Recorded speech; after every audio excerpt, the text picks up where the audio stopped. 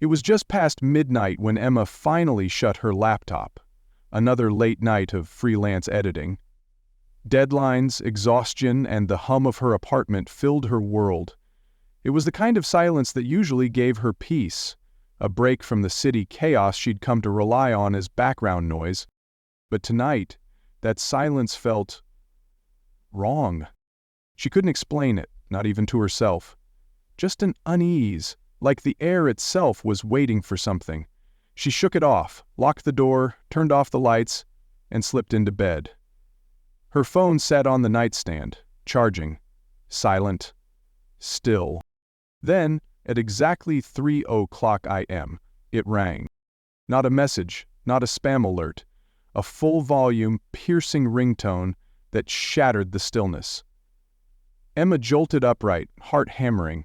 She looked at the screen and froze. It was Michael's number. The contact name still glowed on her screen, just as it had 7 years ago. She hadn't deleted it. It felt wrong to erase the dead, even if they weren't coming back. Michael was her brother's best friend, someone she'd known since grade school, someone who had died in a brutal car crash on a rainy night. No foul play, the police said, just a tragic accident. But now his name was lighting up her screen. Her hands trembled as she answered. "Hello?" There was silence. Then static. Then a whisper. "Emma, it's me." Her body went cold. It wasn't a voice actor, it wasn't someone pretending, it was his voice, the same tone, the same slight rasp, clear enough to leave no doubt. She dropped the phone, let it thud against the floor. But the call didn't disconnect, it just lingered. Static, whispering like a storm behind the line. She stared at the screen. Still his number. She spent the rest of the night wide awake, the phone on her desk glowing softly, like it was watching her. The next day she convinced herself it was a fluke, a glitch, some kind of spoofing trick, someone using his number somehow. She blocked it. But the next night, 3:00 a.m. sharp, it rang again. This time, she let it ring. She recorded it. There was no voice this time, just static and something like breathing. Heavy, ragged. For the next week, it became a pattern. 3:00 a.m.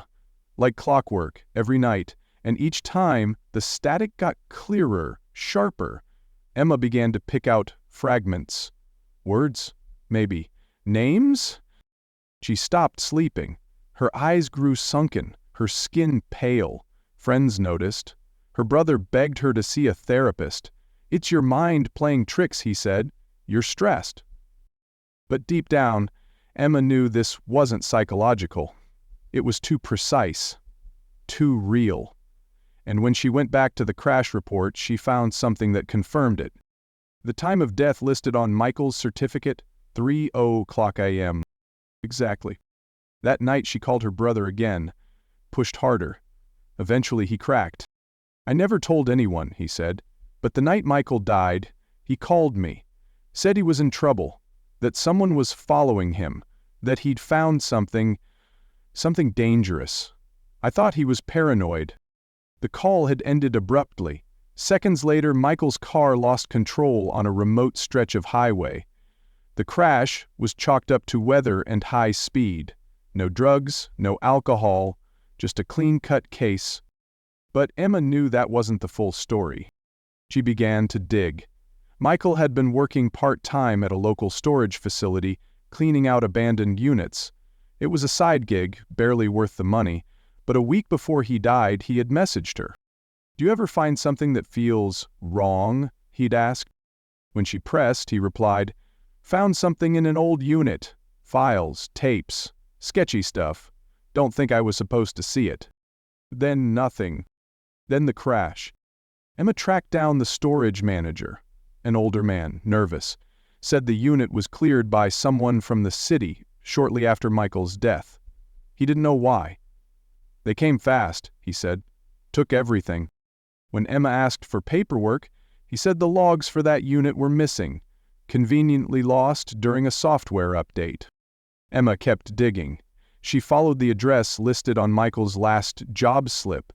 The unit was gone now, bulldozed, but local forums still had records of strange activity. People reporting men in suits, trucks with no plates, electronics being hauled out. What had Michael found? Eventually, she was led to an underground tech repair specialist, someone who recovered corrupted VHS tapes. She brought him an old cassette Michael had mailed her days before his death. She'd never watched it, forgotten in the chaos of his funeral. When the footage played, her stomach twisted. It showed a basement, dimly lit. Men in uniforms, money being counted, briefcases exchanged, and then Michael's voice behind the camera, whispering, "You're not who they say they are." The tape ended abruptly, but it was enough. Emma brought the tape to a retired detective known for exposing police corruption. What followed was a slow, grinding investigation. Officials denying involvement, agencies stonewalling. But behind the scenes, pressure was building. The detective uncovered a web of money laundering involving local officials and law enforcement. Michael had stumbled onto something massive, and he'd tried to warn someone. Only no one listened. Until now. One night, the calls stopped. Emma stared at her phone until 3:05. Nothing. Then, at 3:07, she received a text from Michael's number. "Thank you." No more calls came after that. A year later, several arrests were made, the case of Michael's death was reopened, and Emma, she became the voice for others like her, those whose loved ones died with secrets no one wanted told. She still keeps Michael's number saved, not out of fear, but out of respect. Because in the end, Michael didn't just die. He reached out from the edge, and someone finally heard him.